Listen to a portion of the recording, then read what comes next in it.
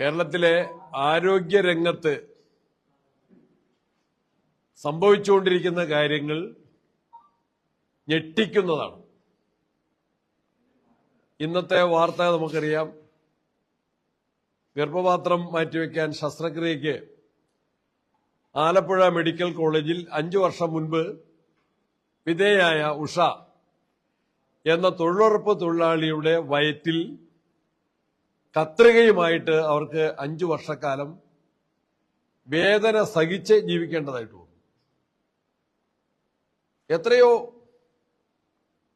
അശാസ്ത്രീയമായിട്ടാണ്, എത്രയോ അശ്രദ്ധ നിറഞ്ഞതായിരുന്നു ഈ ട്രീറ്റ്മെന്റ് എന്നതിന് പറയാൻ വാക്കുകളില്ല. കോഴിക്കോട് ഹർഷീനയുടെ കേസ് ഉയർന്നു വന്നപ്പോൾ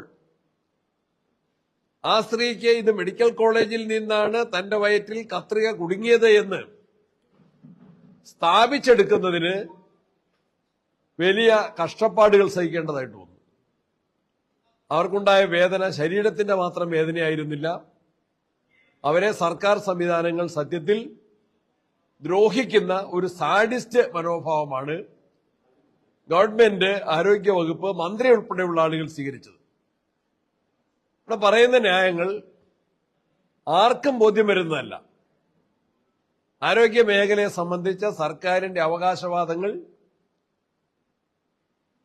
ഓരോ ദിവസം ചെല്ലുന്തോറും തകർന്ന് തരിപ്പണമാകുന്ന ചിത്രമാണ് കാണാൻ സാധിക്കുന്നത്. കോന്നി മെഡിക്കൽ കോളേജിൽ ഒരു വിദ്യാർത്ഥിയുടെ കൈ എല്ല് പൊട്ടി ഓപ്പറേഷൻ കഴിഞ്ഞപ്പോൾ കൈ വളഞ്ഞുപോയി. ഇപ്പോൾ ആലപ്പുഴയിലെ ഈ സ്ത്രീ തുടർ ചികിത്സയ്ക്കായിട്ട് ഈ കത്രിക വയറ്റിൽ കുടുങ്ങിക്കിടക്കുന്ന കത്രിക എടുത്തു മാറ്റാൻ ആ മെഡിക്കൽ കോളേജിലേക്ക് പോകാൻ അവർക്ക് ധൈര്യമില്ല. ഒരു തൊഴിലുറപ്പ് തൊഴിലാളിയാണ്.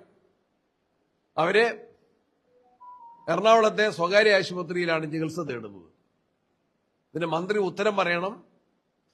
ഇത്തരത്തിൽ വന്നിട്ടുള്ള കഷ്ടനഷ്ടങ്ങൾക്ക്, ശാരീരിക മാനസിക പീഡനങ്ങൾക്ക്, പ്രയാസങ്ങൾക്ക് ഉത്തരവാദി ഗവൺമെന്റ് തന്നെയാണ്. അവർക്ക് ഉചിതമായ ന്യായമായ നഷ്ടപരിഹാരം നൽകാൻ ഗവൺമെന്റ് സന്നദ്ധമാകണം.